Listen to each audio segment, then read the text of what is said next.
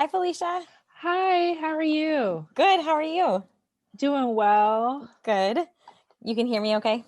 I can. How about yourself? Can you hear Awesome. me? Yep, I can hear you. Thank you so much for doing this. Yes, thanks for having me. I'm excited to talk to you. I also have I feel like you're famous, so I'm like, oh. Um, so thank you so much. You've been we Yes. wanted to hear you talk, and I'm super excited to bring this to our community. Uh, Oh, no, I'm excited. so I'll introduce you. Okay. I'll um I'll introduce the podcast, introduce you, and then if you then we'll just talk through some questions. If anything I ask is uncomfortable or you feel like it's off limits, you just say, "Hey, let's not go there," and Okay. we'll edit that part out. Okay. So, Sounds okay, good. cool. Um, all right. So this is recorded. You won't see video of this or anything like that. So I just wanted to make sure I got dressed anyways, but I was like, I woke up this morning. I'm like, I kind of felt just wearing sweats all day. And I was like, let me just double check. But yeah, just audio. But thanks, you look nice. thank you. All right, here we go. Here. All right. Welcome to another episode of the Edmonds Mom's Room podcast. I am Dr. Allison Felt, owner of Body Motion Physical Therapy. And today I am so delighted to have Felicia with, you have so many titles, I don't know where to start, but you own Philippe Performance. Yes. You were a college athlete and Olympian or almost Olympian. Yeah. Okay. Olympic trial. Olympic Yeah. trials. Okay. And you work for the Foster School of Business at the UW. Yes. So I'm sure I'm missing some things. You're also a mom to a beautiful daughter, Kalia. Yes. And so I'm excited to chat with you, learn about you and your passion and really how you do it all and still take care of yourself, really. I think it's amazing. It's a lot. I know as you start to read through my titles, I'm like, oh, I do a lot. And your YouTube channel, that's on my list. Oh yeah. I like to Oh, stay busy. yeah, apparently. So tell me a little bit about you, if you don't mind. Just Yeah, like where do I start? So my background, I guess I started as an athlete. So I ran track at the University of Washington, and that's where I ran the hurdles, and a lot of just like my love for my body and being an athlete started there. And I learned so many lessons with just being an athlete in itself. And that really sparked my interest to want to get into youth performance and training. So I did go professional. I ran for Brooks Running and I missed the Olympic trials by a handful of spots in 2012. But I knew I still had that like drive in me to like want to do something in this realm. And so I started Fleet Performance probably about 4 years later. And I work with youth athletes. And I just love the idea of being able to work with them at that young age when you're building, self-confidence, when you're talking about all the different things that you learn with being an athlete. It's not always about winning. There's so many things you learn within being an athlete in competition.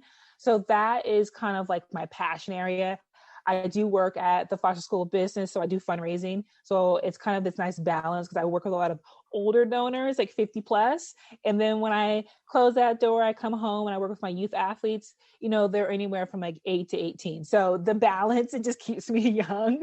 yeah. um, and then I'm a new mom to my daughter, Kalia, and she was born with a rare genetic disorder called Pfeiffer syndrome. So I'm a medical mom, and that's what my YouTube channel is all about, just bringing awareness to a different perspective. I think that, we are in this social media world where when I first became pregnant, I thought we're going to do the matching outfits, we're going to do the cute milestone photos, all of that. And I found out that she was going to have Pfeiffer syndrome, which is pretty much fusion of her skull, about 2 weeks before delivery. And it really rocked my world.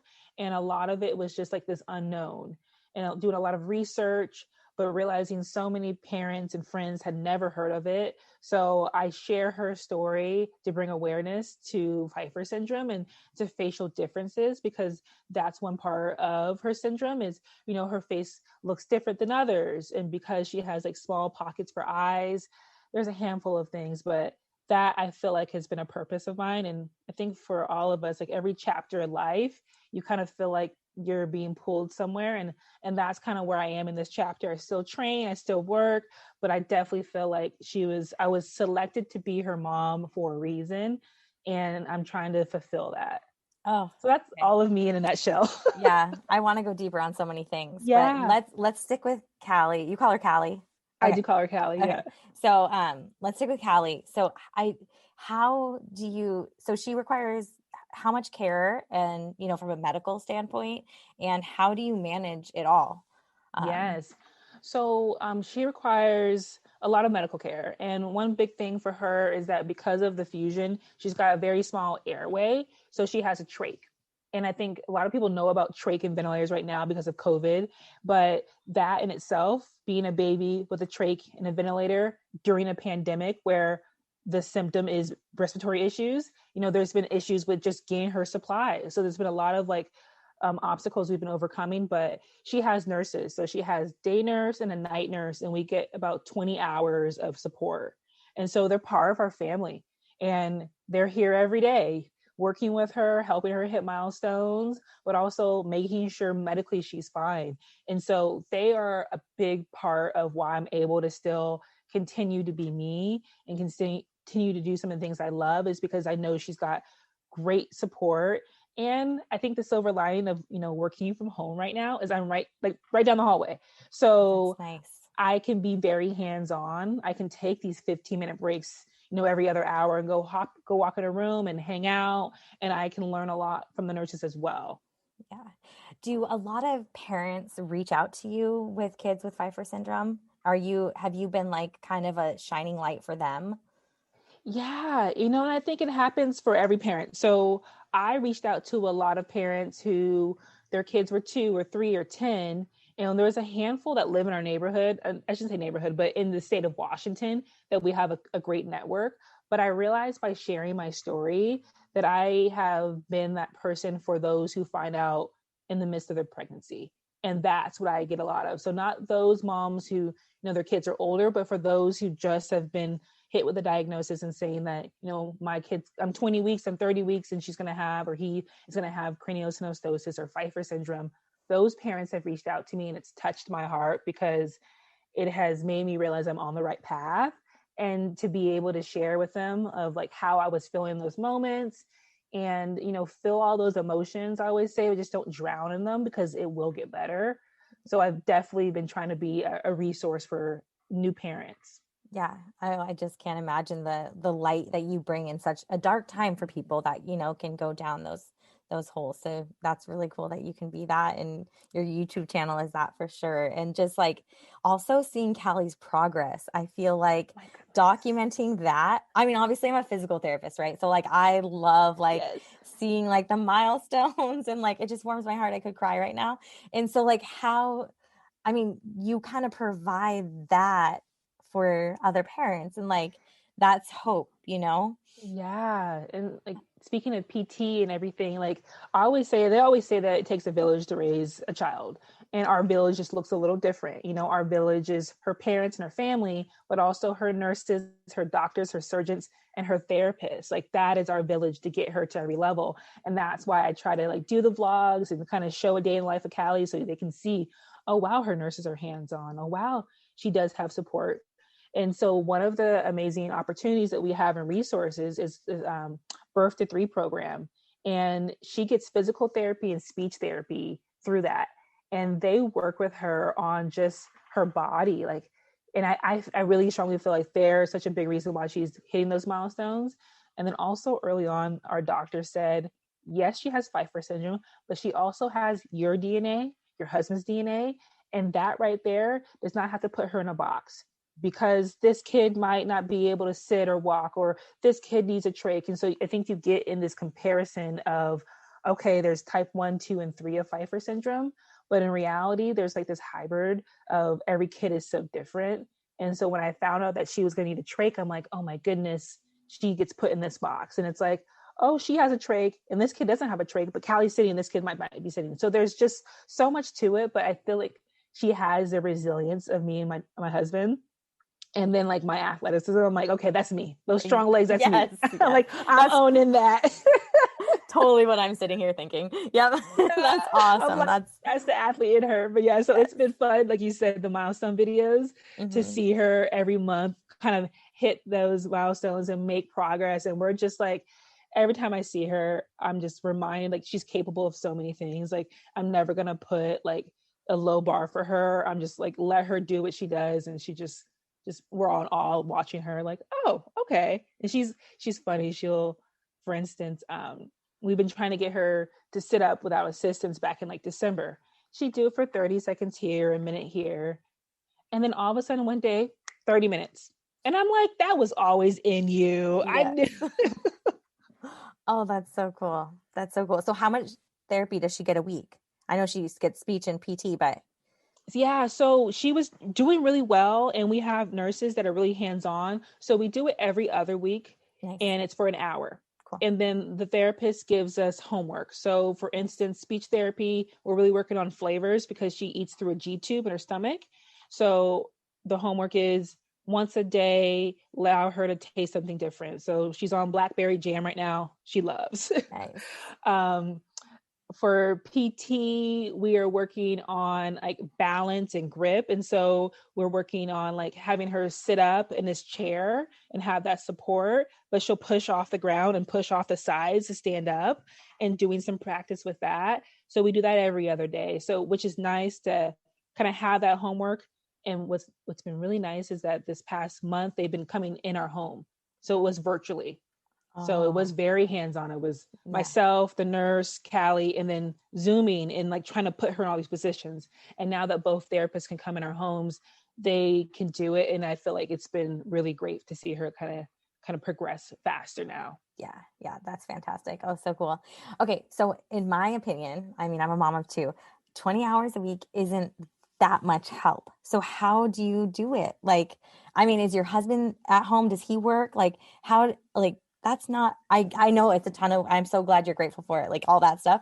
But like Yeah, in reality, there's so many more hours, you know? right, right. So It takes me and my husband's name is Rome, communicating. And we will say, like, for instance, like this week he's got a big event. He works at Microsoft and he works from home. And he's like, I'm all hands on deck this week. And so I know before this week started, all right, there's only a few different things I'm probably going to be able to get done for myself, but come that next week, it's my week. And so we trade off like that, knowing that it's not always going to be 50-50 every day. Sometimes it's going to be 100% me or 100% him, and we're totally fine with that, knowing that we're a team. And so that partnership has been really key for us, and it's communicating kind of like what our goals are. And I know that I'm not always going to be the best like mom, wife, cook, employee, all of that at the same time, but I'm going to give my best effort. And I think others note that too. yeah. So what do you do for self-care? Ooh, self-care. So I've been on this, like, I'm trying to work out more. Okay. And like that is like my me time. Mhm. So just making sure I'm taking care of my body. So between like I have a Peloton right now. So Nice. I've been all about that, working out, spinning, and then um just like facials and me time reading Love a it. book. I think when you become a parent, you start to realize like you enjoy the little things, like uninterrupted like just time, like knowing that I have an hour that I can like catch up on a book or catch up on a show. For sure. Like I Yeah. just soak in that, going out for walks, sometimes just solo. I think that, right now, like we are working from home, living from home, we're all like, we just never get away from our space, our home.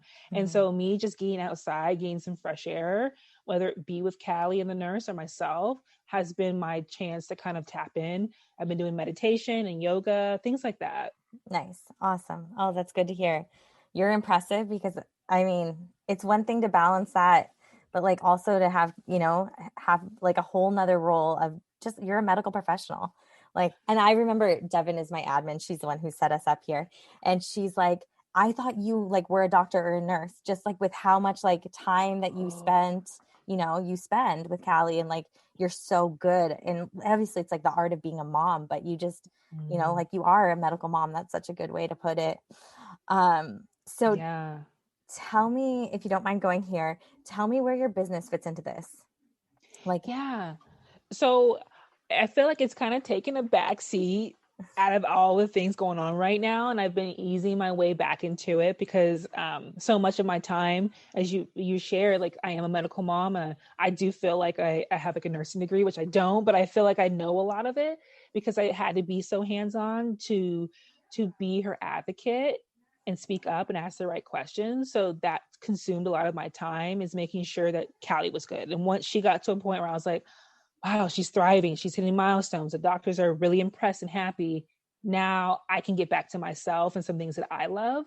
So I've been training a lot more these last probably like 4 or 5 months, and more part-time, but it's kind of like a form of self-care for me. It like refreshes me, and I just feel like it's so big to kind of support that next generation. So I've been doing a lot with like some of my soccer athletes and softball athletes in training, smaller groups, because also, COVID right now. So I have to be very careful. I used to do a lot of team settings. So working at, one field and having 15 athletes come in at a time and cycle through them. And now like that kind of setting doesn't work for me. And I want to be really careful for Callie. So I do more like 1 or 2 athletes at a time and mass 6 feet apart. So I've been trying to be careful with that. But yeah, that's kind of how it's like fitting in my schedule right now, I feel like. Well, I think you're saving those parents too, because they're probably just dying for their kids to get training again, and same I've with the been getting kids. some messages Yeah. like, are you training yet? Are you going to be outside? I'm like, yeah, but like, you're a mom. It's like priorities, Yeah. and that was number 2 priority before. And now it's Yeah. like number 4.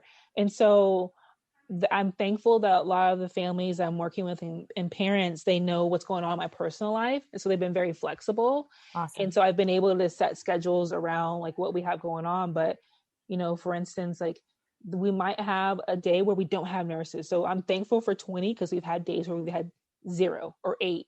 And I know how hard it's been to juggle. And so then I have to text that parent and say, I can't, I can't get outside and come train your kid. I just can't right now. This needs my attention. And so being able to have that flexibility has been key for me. Yeah, that's great. And that's cool to hear. So you don't just train track athletes. I think I was under. No, Okay. yeah. And so I started off with track, and I Yeah. started off with like coaching high school track. And then I realized that speed and running is in so many sports. Yeah. It's in football, it's in softball, it's in lacrosse. And I started to realize that how great would that be to take one thing I'm really good at is running and form and speed mechanics, and take that into other sports. And I saw it as like a solution to some problems. I was having coaches say, can you come in and teach some speed and agility? And I'm just like, oh wow, like I don't know anything about soccer. And that's kind of how I was like 5 years ago. And they're like, no, but running mechanics, that's all we want. And I'm like, oh, there's a business here. So I started that and just working with clubs and pitching myself. And I honestly I've done some speed camps for track athletes, but track is just a different sport where if I was to train a track athlete, they usually have a high school coach, a club coach, and then here I come. And so all the coaches are kind of competing but clashing. Whereas a soccer coach is like, I know drills and soccer, I don't know speed, have at it. And so I have the freedom and I'm not clashing with anyone. So I realized like if I was going to do track, I'd have to be like a high school coach or club coach. Whereas if I'm a speed and agility coach with all these other sports, I have that flexibility to be like a private coach. That's awesome. So are you taking new clients right now, or are you waitlisted for that? I'm taking clients that I've already been working with, and Okay. I'm trying to do them in kind of cycles. I've had some new parents reach out, and I haven't taken on like new clients, but pre-existing ones I've tried to fit into my schedule. Nice. Okay. That's great.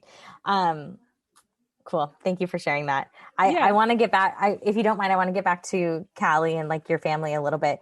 Did I see that you guys have a vacation coming up? we Okay. do. Tell Yeah, me we're about going to this. San Diego. Okay. In Yeah, May?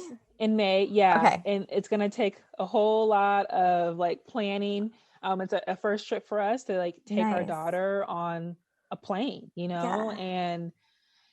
and deal with everything that comes with it. But we're really looking forward to it. And we've had doctors share that they encourage parents to travel and to get out, and and to experience like the world, Yeah. and just thinking that because your daughter might have a vent or a trach doesn't mean you have to limit. You just modify something. So Yeah. we're excited to get her out and playing and just do some fun things. So Cool. we're looking forward to it. So is it you, your husband, and Callie?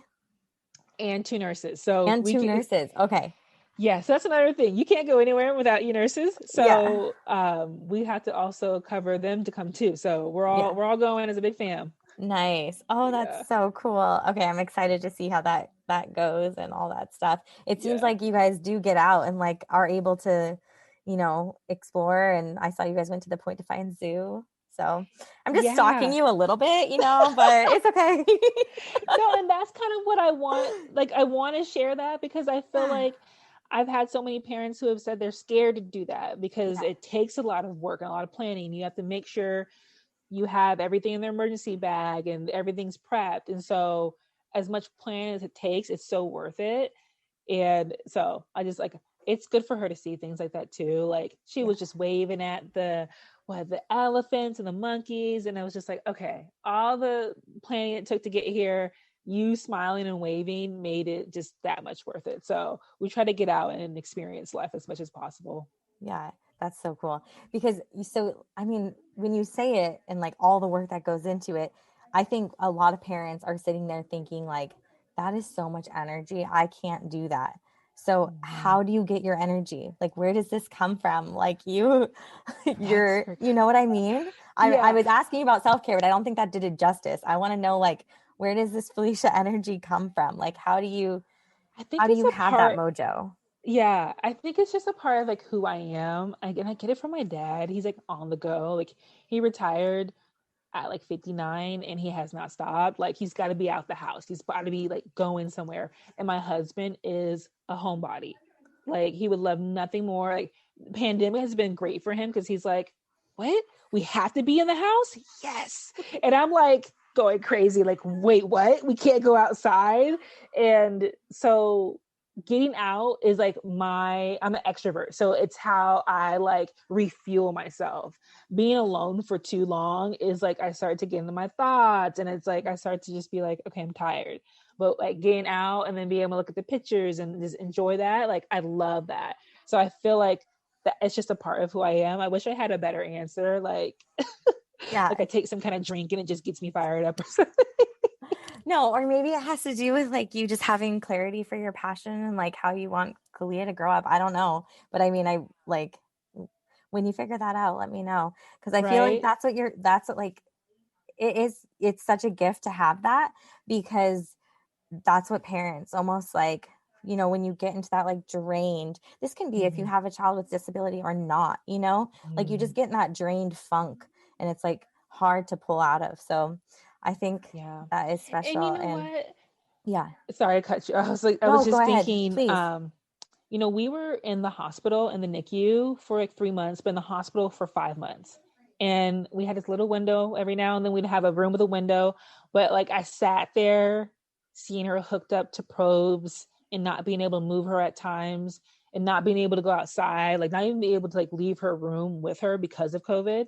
Um, so now that we're home, I'm like, I want to do everything. I feel like I was robbed of some of those early months because she was about 6 months when she got home. And it's like, now I have the freedom just to get out and go. Like, I was praying and just dreaming of going for a walk. I was dreaming of like just rocking her in her room. And so it gives you this perspective and reality of like, wow, like how special the little things are. Yeah. And so I might be tired and it might be a lot, but I'm like, there were times where this is what I wish I could do. And now I get to do it. So I'm going to like appreciate it and value it to a different level. Yeah. Cool. Very cool. Where do you guys see your future? Oh, it's so bright. I Yeah. mean, there's so much. For when it comes to Callie, like she's a little musician. So I see her like playing in some kind of band. Like she loves music and she loves water. So something of the sort with that. But I just feel like every year, every chapter, we're just going to sit there and being like, girl, like just be in awe of her. So I don't even put any expectations. I let her do it because I just feel like it's going to be so bright. And then for me and my husband, we want to continue to share and bring awareness to Pfeiffer syndrome, medical parents, and just a life that maybe looks different from others, and understand that there's beauty in everybody's life. And so we are going to create a foundation. That's one of our goals, is to start giving back to other medical parents that reach out to us, whether it be in the hospital setting or at home. And in that foundation, create educational pieces to bring awareness to how to talk to someone who has a child with a facial difference or a disability. You know, we get questions sometimes on our Instagram, and it's like, what's wrong with her? And it's like, that's not how you do it. It's not how you approach someone. And so we want to educate. And other than that, you know, I'm going to still kind of push forward with Fleet Performance. And I have some things I want to start doing and transition to online courses, and also coaching coaches. I think there's something there to work with, like soccer coaches or softball coaches, to create a program that they can implement and integrate into their actual program. So those are some things that I want to do, but yeah, there's That's so much awesome. more probably. Yeah. Cool. So when is this foundation happening? Are you guys currently working on it? Yeah, we're currently working on it. Okay, cool. Yes. What's it called?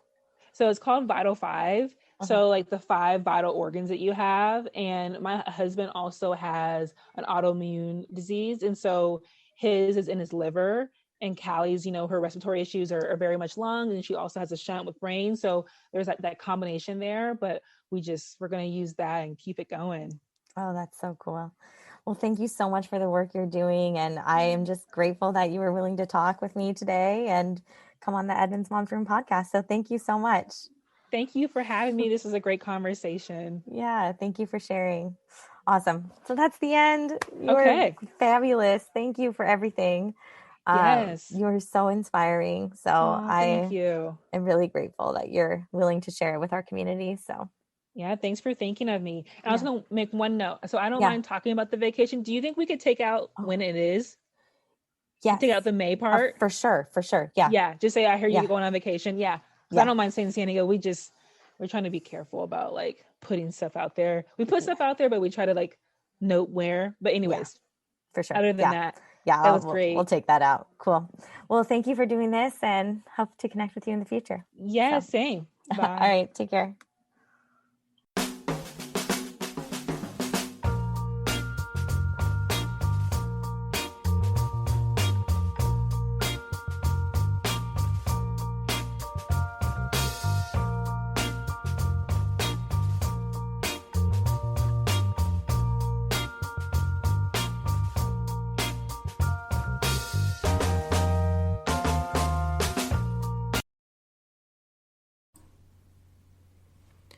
The Edmonds Moms Room podcast is brought to you by Body Motion Physical Therapy.